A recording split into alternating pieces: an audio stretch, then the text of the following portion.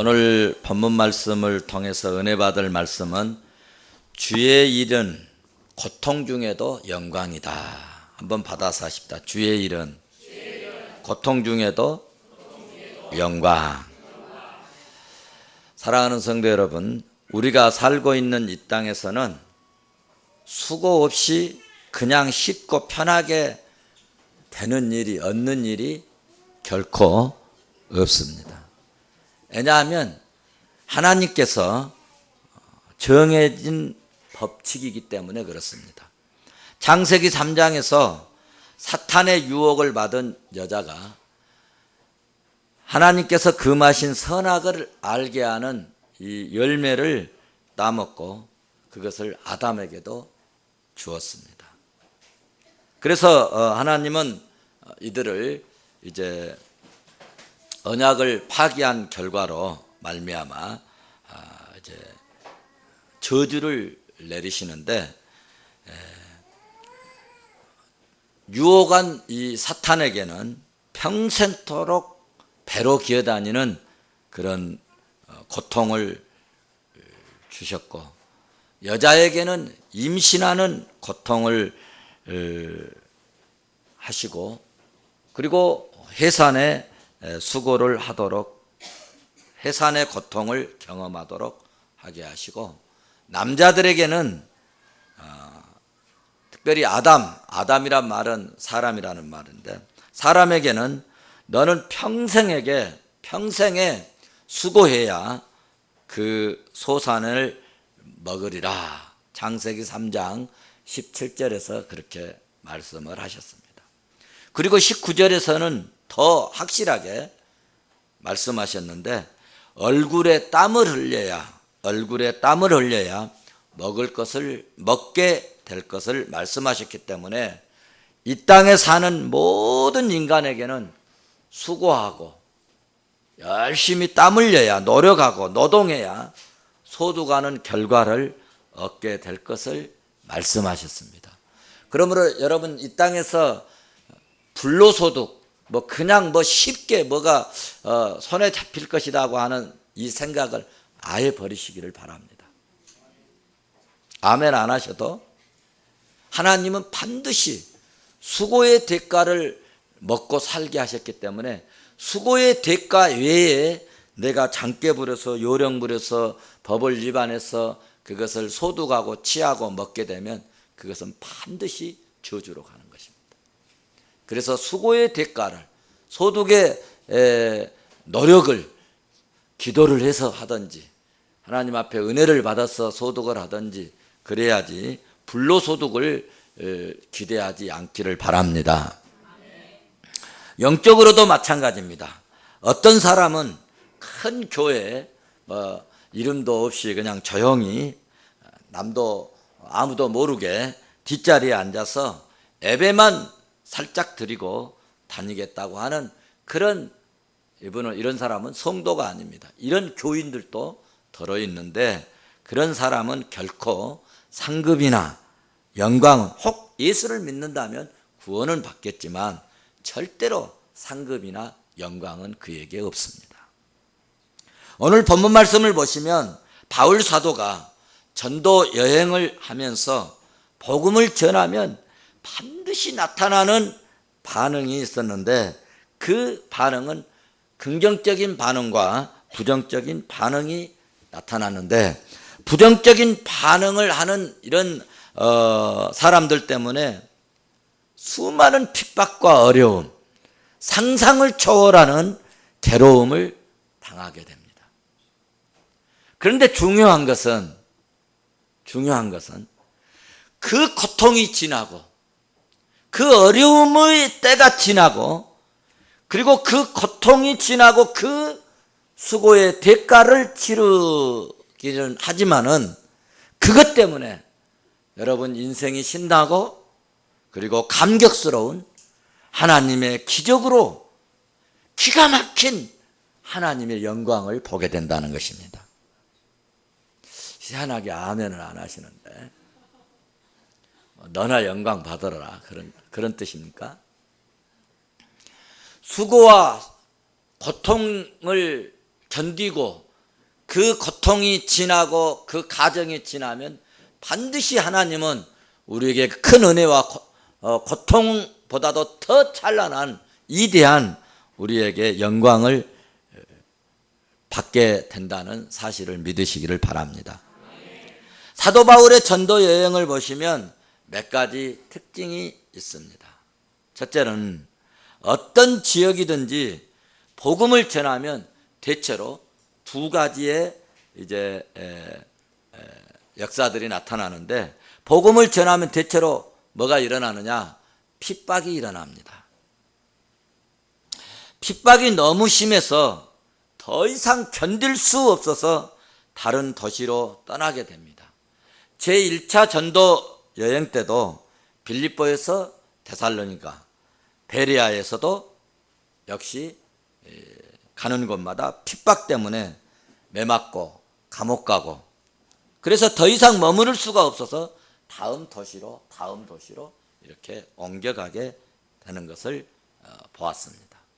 오늘 본문 17장에서도 바울은 데살로니가에서 복음을 전했는데 역사가 거기에서도 나타났습니다. 무슨 역사가 나타났냐? 성령의 충만한 역사가 일어났습니다. 그러니까 하나님의 복음을 증거하면 반드시 역사가 나타나는데, 하나님의 능력과 하나님의 권세와 하나님의 놀라운 복음의 역사도 나타나지만 또 희한하게 마귀의 역사도 나타난다는 것입니다. 그래서 부정적인 반응자들 때문에 핍박도 일어났다고 하는 사실입니다. 다 같이 오늘 본문 5절 말씀을 봐보시겠습니다. 5절 같이 봅니다. 시작. 그러나 유대인들은 시기하여 불량한 사람들을 데리고 때를 지어 성을 소동케 하여 야손의 집에 침입하여 그들을 백성에게 끌어내려고 찾았으나. 아멘. 보십시오. 유대인들이 뭐하여서? 시기하여서 복음을 증거하는 것 때문에 능력이 나타나고 권세가 나타나고 하나님의 역사가 나타나고 신비한 하나님의 기적들이 일어나니까 시기가 난 겁니다.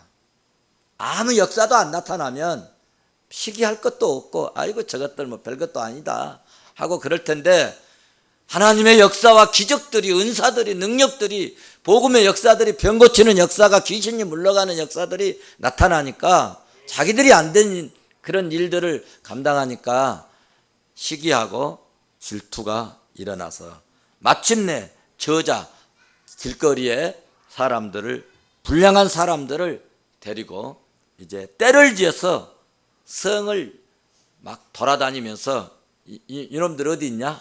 이놈들 어디 있냐? 하고 오늘 또 야손의 집에 침입하여 그들 백성에게 끌어내려고 했다는 것입니다. 또 13절을 한번 봐보세요. 13절 같이 봅니다. 데살로니가에 있는 유대인들이 바울이 하나님의 말씀을 베레아에서도 전하는 줄 알고 거기 가서 무리를 움직여 소동케 하거늘. 무슨 말씀입니까? 데살로니가에서 바울을 잡으려고 동네방네 다 뒤지고 이제는 베레아에까지 쫓아왔다는 말씀입니다. 그래서 바울 일행은 이 베레아를 떠나서 아덴으로 이제 가게 되는데, 이들은 자기들이 대단해가지고 이 예수 믿는 이 또 복음을 전하는 사도들을 쫓아내는 것으로 생각하지만 사실은 복을 발로 차 걷어내는 것입니다. 사도 바울의 전도팀은 핍박을 받으면 하나님께서 이제 떠나라고 하는 사인으로 알고, 그리고 이제 그 다음 도시로 이동을 합니다.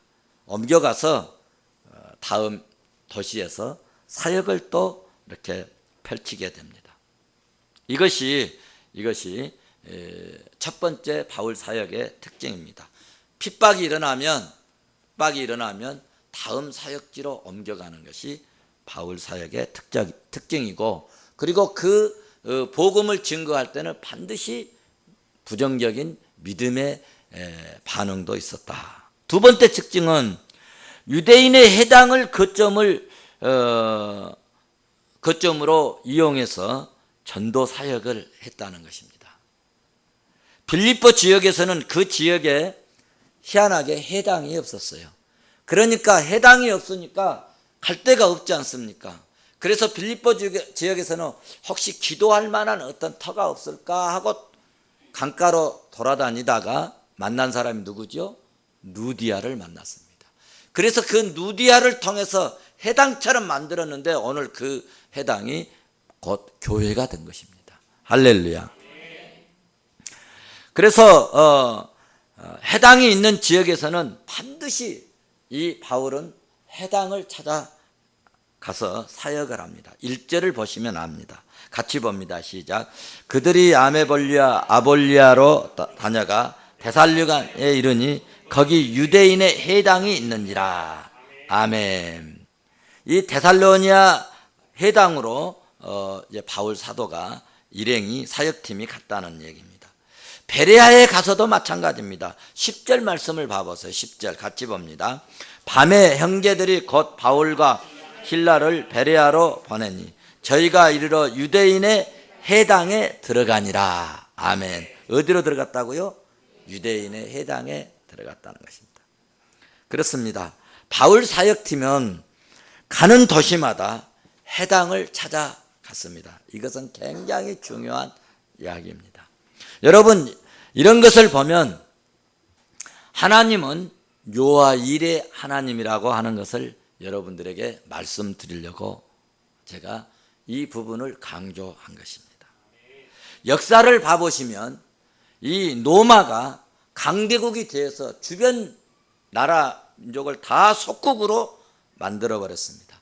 그리고 속국으로 만들어서 이제 치리도 하고 다스리기도 하고 뭐 이제 또 뭐 또 끌어오고 갖다 주기도 하려면 뭐가 있어야 되겠어요? 뭐가 있어야 되겠어요? 정규영 대통령이 아니고 정규영 회장이 저 경상도로 뭘 냈어요? 고속도로 냈잖아요. 그래서 한국이 좀 더 발전이 빨리 왔잖아요. 그래서 로마가 각 지역으로 뭘 냈어요? 길을 냈다. 그래서 모든 길은 로마로부터라는 말이 거기서 나온 거예요. 그래서 각 지역으로 다 길을 내놨어요. 그런데 자기들이 이용하려고 길을 낸 것 같지만 사실은 바울의 복음을 증거하는데 미리 길을 다 내준 거예요. 할렐루야. 그래서 제가 이 말씀을 강조하여 드리는 것입니다. 그리고 그 길을 따라 바울이 전도 여행을 하는데 얼마나 편하고 좋았는지 모릅니다. 그리고 말이죠. 이제 이제 속국이 되니까 또 이 이스라엘 백성들이 예루살렘에서 핍박을 당하고 각 지역으로 다 이제 흩어졌습니다. 길도 나고 그러니까 뭐 지역으로 도망가기도 좋고 흩어져서 이제 삽니다. 각 지역에 가서 이들은 뭘 섬겨야 돼요? 하나님 섬겨야 되니까 모임 장소를 만들어야 되지 않겠습니까? 그래서 모임 장소를 만드는 것이 바로 뭐냐 하면 해당입니다. 해당.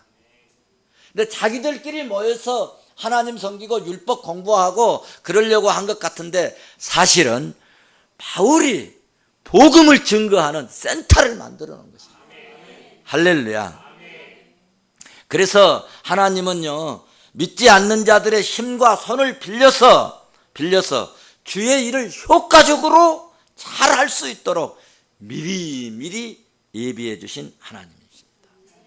한번 받아서 합시다. 하나님은 요와 일의 하나님. 하나님은요, 그래서 미리 우리가 믿음 생활 잘 하잖아요. 기도 생활 잘 하잖아요. 말씀대로 살아가잖아요. 하나님은 나의 길을 더 미리 아십니다. 그래서 미리 정리해 주시고 예비해 주시고 그리고 에베네셀 우리가 가야 할 여기까지 와야 되겠으면 여기까지 인도하시는 하나님이신 것을 믿으시기를 바랍니다. 바울의 전도 여행의 세 번째 특징이 뭐냐? 일할 수 있도록 뭘 붙여주시냐 하면은 사람을 붙여주십니다. 여러분, 사람이 있어야 일하지 않겠습니까? 바울이 어느 곳을 가든지 바울의 이 사역을 도울 수 있도록 좋은 사람, 믿음의 사람, 은혜로운 사람, 그리고 의리 있는 사람, 이런 사람을 만나게 해주셨다는 것입니다. 오늘 우리 푸른성교회 성도들도 하나님의 섭리 가운데 저와 여러분을 만나게 하시고 제 사역을 도와주셔서 제가 주의 몸된 교회를 건강하고 든든하게 이렇게 세워가도록 하나님 나라를 확장하는 이런 일에 여러분이 함께 힘을 모아 일하도록 은혜 주신 줄로 믿습니다. 할렐루야. 사랑하는 성도 여러분, 밥은 혼자 먹을 수 있습니다. 근데 일은 혼자 하기가 매우 어렵습니다. 그렇죠? 밥은 혼자 이게 저도 교회에서 어쩔 때 이제 혼자 뭐 이렇게 천장 뭐 일을 하다가 의자에 뭐 예를 들어서 사다리에 올라가는데 드라이버로 뭐 하다가 드라이버가 떨어지면 옆에 사람 있으면 야 드라이버 좀 집어줘 하면 딱 되는데 이게 떨어지면 사람이 없으면 또 내려와서 그거 주워가지고 또 올라가고 얼마나 힘이 드는지. 사람 하나가 참. 그래 옆에서 누가 구경만 하고 있다가도요 이거 나사가 떨어졌다 하나 좀 주워줄래 그러면 그게 얼마나 편한지 몰라. 그래서 이 한 사람이 굉장히 중요하다.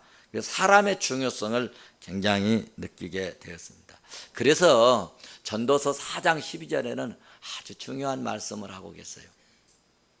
한 사람이면 패하겠거니와 한 사람이면 패하겠거니와 한 사람이면 패하겠거니와 두 사람이면 맞설 수 있다.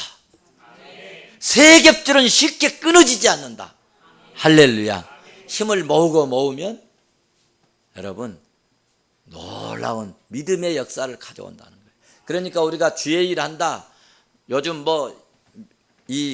불신의 세력 한국에 엄청나게 몰려오잖아요. 이게 혼자 힘으로 안 됩니다. 이럴 때는 기독교인들이 다 일어서야 됩니다. 그래야 악의 세력을 막고 방어할 수가 있습니다. 자, 그러면 성도 여러분, 바울이 어떤 방법으로 이제 해당해서 사역을 했는가?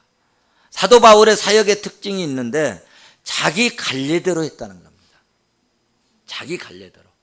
자기 갈래가 뭐였느냐? 2절 말씀을 보시면 알 수 있습니다. 같이 봅니다. 시작. 바울이 자기의 갈래대로 저희에게 들어가서 새 안식일에 성경을 가지고 강론하며. 아멘. 바울이 자기 갈래대로, 이번 성경에는 자기 갈래대로라고 했는데 옛날 성경에는 자기 간습대로 그랬습니다. 자기 간습대로. 여기 자기 갈래대로, 옛날 성경에는 자기 규례대로 그렇게 번역을 했는데 비슷한 말입니다. 이 말씀이 굉장히 중요합니다. 자기 갈래, 자기 규례, 자기 간섭, 이게 굉장히 중요한데 자기 법칙, 이 말은 자기 법칙대로 혹은 쉽게 말하면 자기 스타일대로 했다는 거예요. 자기 스타일대로. 그럼 바울의 스타일이 뭐냐? 그것은 성경 말씀을 강론했다는 거예요. 성경 말씀을 강론했다. 그래서 2절 말씀에 바울이 자기 규례대로 뭘 가지고 강론했어요? 성경을 가지고 강론했다는 것입니다. 바울은요, 할 말이 너무 많은 사람입니다. 바울은 세상 학문을 뭐 했어요? 통달해버린 사람입니다. 통달해본 사람. 그러니까 바울은 할 말이 너무너무 많은 사람이야. 그런데 그런 것 다 버리고 무시하고 그런 것 다 치워버리고 오직 뭔만 가르쳤다는 거예요? 성경만 강론했다는 거예요. 성경만. 그 얘기입니다. 지금. 거기에 바울이 세상 학문을 무시하고 그런 기록은 없지만 자기 이 갈래가 뭐냐? 바울은 성경만 강론했다. 성경만 강론했다. 그래서 3절 말씀을 보시면 성경을 강론했는데 무엇을 강론했는가? 3절 말씀 보시면 알 수 있습니다. 3절 같이 보십니다. 시작. 뜻을 풀어 그리스도가 해를 받고 죽은 자 가운데서 다시 살아야 할 것은 증명하고 이르되 너희에게 전하는 이 예수가 곧 그리스도라 하니 너희가 전하는 이 예수가 곧 뭐라고? 그리스도라 하니. 여기 3절에서 내가 너희에게 전하는 이 예수가 곧 그리스도라 하는 이 말씀은 그 당시 유대인들에게요 굉장한 메시지입니다. 이것은 대단한 메시지인 겁니다. 예수가 곧 그리스도다. 한번 받아서 합시다. 예수가 그리스도다. 그리스도라고 하는 말은 히브리 말로 메시아라는 뜻입니다. 그러니까 히브리어로 번역하면 예수가 메시아다 그런 이야기입니다. 그런데 여러분 알아듣게 여러분 서론적으로 제가 좀 설명을 해준다면 유대 민족들은 수백 년 수천 년 동안 뭘 기다렸느냐, 자기 민족을 지금 자기들이 핍박당하고 고난당하고 종노릇 하고 지금 속국으로 살고 있고 이런 고난을 당하지만 반드시 하나님께서는 자기 민족에게 위대한 왕 메시아를 구원자를 반드시 보내주실 것이다. 이것을 믿고 기다린 거예요.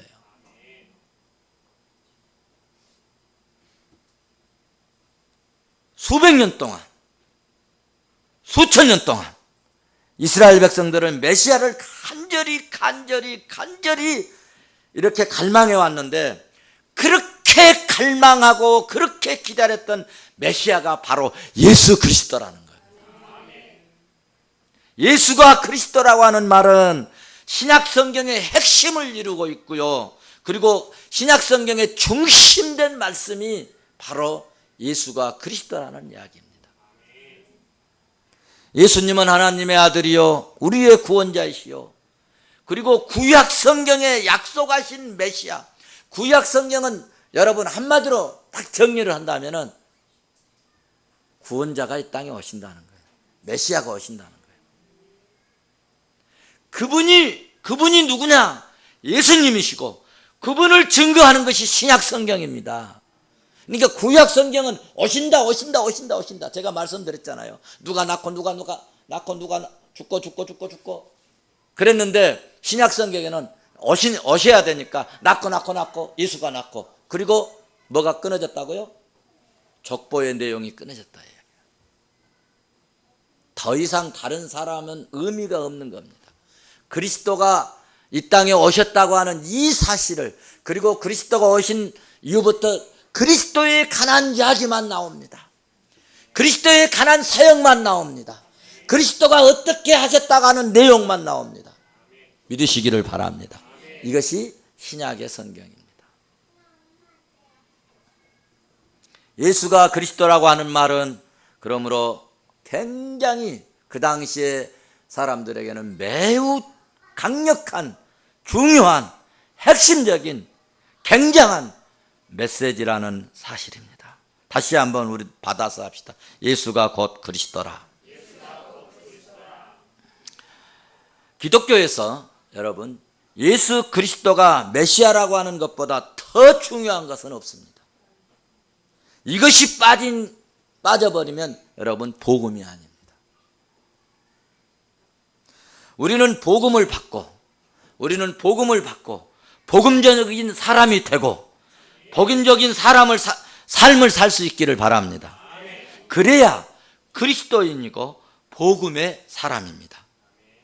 우리가 복음적인 사람이라면 그러므로 가는 곳마다 말해야 할 것이 있습니다.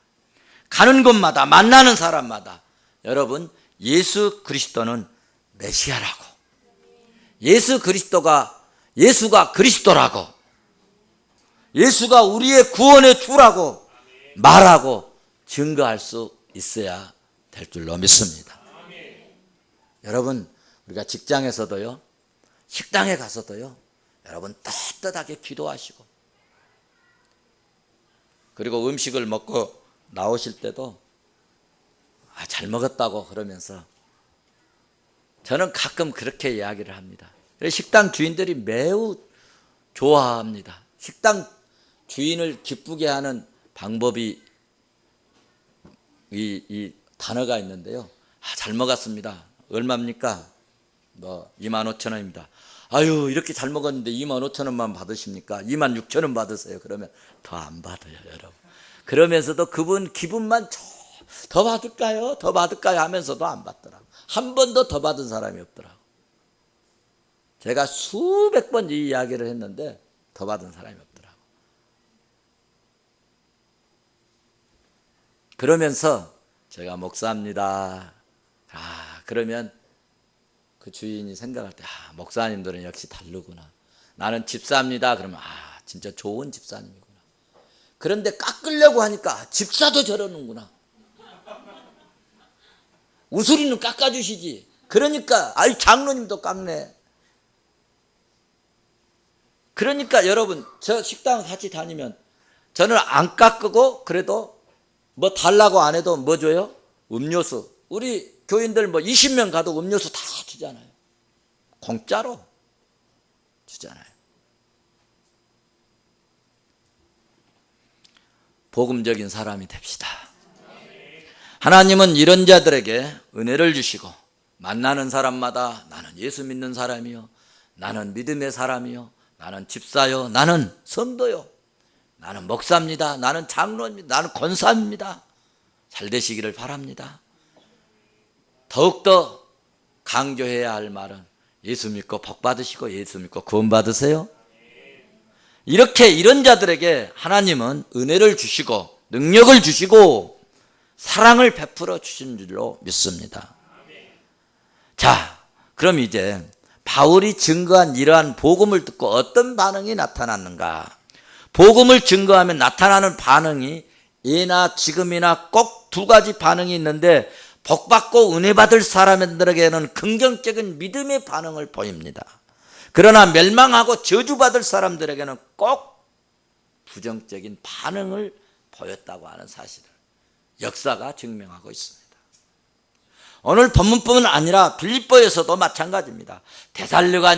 데살로니가에서도 그랬고 복음이 증거된 곳마다 그리하였습니다. 오늘 본문에서도 역시 두 가지의 반응이 나타났습니다. 먼저 4절을 봐보십시다. 4절 같이 봅니다. 긍정적인 반응을 보인 자들입니다. 그 중에 시작. 그 중에 어떤 사람 곧 경건한 헬라인의 큰 무리와 적지 않은 귀부인도 고난을 받고 바울과 실라를 따르나. 아멘. 그렇습니다. 바울이 전한 복음을 듣고 헬라인 중에 적지 않은 사람들이 바울과 실라를 따랐다. 바울과 실라를 따랐다. 적지 않은 귀부인들이. 청와대에 이런 분이 있어요. 어떤 분이 고발을 했어요. 뭔 고발을 했느냐? 특정인 종교단체에 이렇게 억압적으로 한다고 감찰부에 고발을 했습니다. 그런데 고발한 그분에게 복음을 증거했습니다. 그분이 예수 믿고 집사가 되었습니다. 할렐루야. 이런 역사가, 이 귀부인들도 복음을 바르게 증거되어지고 은혜 받을 사람들은요, 전에 고발을 했는데도 불구하고 여러분 예수를 믿고 더 열심으로 주를 섬기는 역사가 일어난 줄로 믿습니다. 시간이 없어서 제가 자세한 얘기는 않지만, 왜 여러분 이런 역사가 일어나느냐? 바울이 전한 복음을 듣고 헬라인 중에 적지 않은 사람들이 바울과 실라를 따랐다. 왜 그랬을까? 그 중에 적지 않은 귀부인도 있었는데 왜 이런 역사가 일어날까? 그것은 여러분 성령의 역사인 줄로 믿습니다. 여러분 중에 말씀을 들을 때요, 은혜가 됩니까? 은혜가 됩니까? 그러면 여러분의 마음속에 성령이 역사하시기 때문에 그렇습니다. 성령이 역사하시지 아니하면요, 아무리 제가 강론을 잘하고 메시지를 잘 증거하고 은혜로운 말씀을 잘 풀어 헤쳐줘도요, 여러분 은혜가 안 됩니다. 은혜가 빨리 끝나면 되겠다. 시계 몇 시 됐냐? 이렇게 모습들을 보이고 그렇습니다. 그런데 은혜가 되어지면요, 언제 한 시간이 지나간지 모르게 지나간 것 같습니다. 머리가 좋다고 말씀에 아멘하지 않습니다.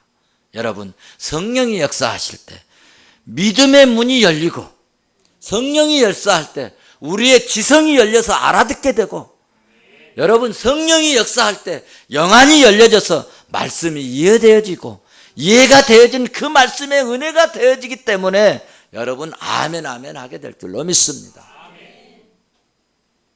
아니, 여러분 중에 박사도 있고 기발한 아이디어를 가지고 중요한 삼성에 다니신 분도 계시고 공부를 다 하신 분들이 저만큼 몰라서 그러겠습니까?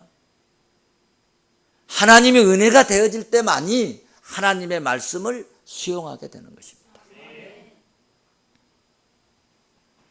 하나님은 긍정적인 믿음을 간절히 사모하고 또 믿음을 가진 자들에게 은혜를 주시고 그들을 들어서 사용하신 줄로 믿습니다. 민수기 14장에 가서 보시면 12명의 잠탄꾼이 있는데 10명의 잠탄꾼들은 부정적인 이런 생각을 가지고 보고를 했습니다. 2명만이 긍정적인 반응을, 믿음을 가졌는데 하나님은 10명은 버리시고, 그래서 강야에서 죽게 하시고 긍정적인 2명만 축복의 땅으로 들어가도록 은혜를 주신 줄로 믿습니다. 오늘 본문 5절 6절에서도 부정적인 반응의 사람들을 보십시오. 이들은 시기하고 질투하고 예수님에 대해서 반감을 가진 어리석은 자들이었습니다. 그들은 사람들을 선동하고 소란을 피우고 폭력적인 행동을 여러분 취했습니다. 사랑하는 성도 여러분, 하나님께서는 복음을 전하는 자들에게는 불꽃 같은 눈으로 살피시고 돌아봐 주시는 하나님이신 줄로 믿습니다. 정말 하나님은요, 우리가 복음을 가지고 혹은 주의 일을 하고 믿음의 역사를 감당할 때는 하나님은 반드시 우리에게 은혜를 베푸시는데 위에서 다 내려다 보셔요. 그래서 스데반 집사가 죽을 때도 어땠어요? 보좌에 주님이 어떻게 하셨다고 그랬어요? 일어서셨다고 그랬어요. 보좌에 앉아 계셨던 주님이 스데반 집사가 돌로 맞아서 피투성이가 되니까 주님이 내 사랑하는 나의 복음을 증거하는 스데반이 돌에 맞아 죽구나. 벌떡 일어나서 그 광채를 쫙 비치니까 돌에 맞아서 피가 난 자에도 그 얼굴이 뭐가 같이 빛나더라? 천사같이 빛나더라. 천사같이 빛나더라. 주님이 보고 계신다는 말씀입니다. 주님은 전능하신 하나님, 엘사다이 하나님이십니다. 한번 받아서 합시다. 엘사다이 하나님. 주님은요, 우리를 다 살피십니다. 안 보시는, 그래서 엽전 2푼 낸 것도 다 보시고 기록해 놨잖아요. 안 보시는 것 같지만 다 보고 계십니다. 믿습니까? 그래서 오늘 본문 5절 6절에서도 부정적인 사람, 이 반응의 사람들을 이렇게 보는데, 이들은 시기하고 질투하고 예수님에 대해서 반감을 가지고 이런 사람들인데, 이런 사람들을요 뭐라고 얘기하냐면 어리석은 자라, 그렇게 얘기를 합니다. 그들은 사람들을 선동하고 소란을 피우고 뭘 행했다고요? 폭력을 행했습니다. 오늘 본문을 보시면 부정적인 사람 때문에 이제 바울 사도가 어떻게 되느냐, 바울 사도는 죽게 됩니다. 그런데 하나님이 보호를 하십니다. 어떤 사람들을 통해서? 복음을 듣고 믿음이 생긴 자들로 하여금 보호를 받습니다. 그래서 몇 사람들이 바울을 낚고채는 거예요. 가만 놔두면 죽게 생겨서 낚고채서 바닷가로 끌고 갑니다. 바닷가 끌고 가서 배 하나 태워가지고 어디로 가느냐? 아덴으로 갑니다. 그 얼마나 급박했으면, 지금 누가 있어요? 팀이? 실라와 또 누가 있어요? 디모데가 있어요. 그 실라와 디모데를 같이 가야 되지 않겠습니까? 그럼 너무너무 급박해서 실라와 디모데를 놔두고 바울만 먼저 보낸 거예요. 뭐 보낸 게 아니라 끌고 가버린 것입니다. 바울만 배를 타고 아덴으로 피신했습니다. 거기서 숨 좀 돌리는데 다시 자기 동료들을 데리고 오라고 그들에게 명령해서 데리고 옵니다. 여러분 생각해 보십시오. 바울이 얼마나 상황이 급박했으면, 얼마나 위협을 느꼈으면 믿음의 형제들이 아덴까지 호위하고 갔겠습니까? 14절 15절 말씀에 읽어보십시오. 기록하고 있습니다. 이런 장면을 읽어보면서 깨달을 수 있는 것은 사명자는 하나님께서 어떻게 해주시느냐? 지켜주신다는 말씀입니다. 사명자는 하나님께서 어떻게 해주신다고요? 지켜주신다는 말씀입니다. 그래, 이런 하나님을 엘로이 하나님이라고 합니다. 살펴주시는 하나님, 돌아봐 주시는 하나님. 할렐루야. 그래서 이제 하나님께서 이 사람들을 통하여서 바울을 죽지 않도록 보호하시고, 그리고 또 다음에 전도의 길을 가도록 뭘 열어주시느냐? 길을 열어주십니다. 할렐루야. 그래서 우리는 사명자로 살아야겠다고 생각이 되어진다는 것입니다. 우리는 사명자로 살아야 하고, 사명 주심에 감사하고, 지난주에도 말씀드렸잖아요. 사명 주심에 감사하고, 할렐루야. 하나님이 주신 사명을 감당할 수 있기를 그러므로 주의 이름으로 축원합니다. 축원합니다. 그들에게 하나님은 복을 주신다는 거예요. 은혜를 주신다는 거예요. 그들을 돌아봐 주신다는 거예요. 결론입니다. 우리가 주의 일을 감당하는 일은 거룩하고 아름답고 신나는 일입니다. 하지만 때로는 이렇게 위험과 핍박과 아주 급박스러운 어려움을 당할 수 있고 고통스러운 대가를 치러야 할 때도 있습니다. 그런데 세상을 위해서 대가를 치르는 일은 헛되고 헛된 것입니다. 그러나 하나님을 위하여 대가를 치르는 것은 고통 중에도 영광이 있다는 말씀입니다. 할렐루야. 어머니가 고통 중에 아이를 낳을 때 여러분 그 고통 후에 어머니가 되는 영광을 얻습니다. 여러분 주의 일을 위하여 고통하고 어려움을 당할 때는 계시록 3장 21절에서 말씀하시기를 이기는 그에게는 내가 내 보좌에 함께 앉게 하여 주기를 내가 이기고 아버지에게 앉게 하신 것 같이 앉은 자 같이 하리라. 22절에서는 귀 있는 자들은 성령이 교회들에게 하시는 말씀을 들을지어다. 아멘. 오늘 예배드리는 교화 여러분은 주의 일하는 가정은 어렵습니다. 때로는 시간을 뺏기고 때로는 남보다 다 수고해야 되고 때로는 일찍 일어나야 되고 때로는 늦게 잠자야 되고 때로는 애물도 드려야 되고 경제적인 부담도 가질 때도 있을 수 있습니다. 그러나 여러분 끝이 영광스럽습니다. 끝이 영광스럽고 귀하고 복된 그런 역사를 가져옵니다. 사랑하는 성도 여러분, 우리는 누가 뭐라 해도 헛되고 헛된 일에 우리의 인생을 낭비하지 말고 영광스러운 그 끝을 위해서 오늘도 여러분 믿음으로 이기는 자가 되시기를 주의 이름으로 축원합니다. 축원합니다.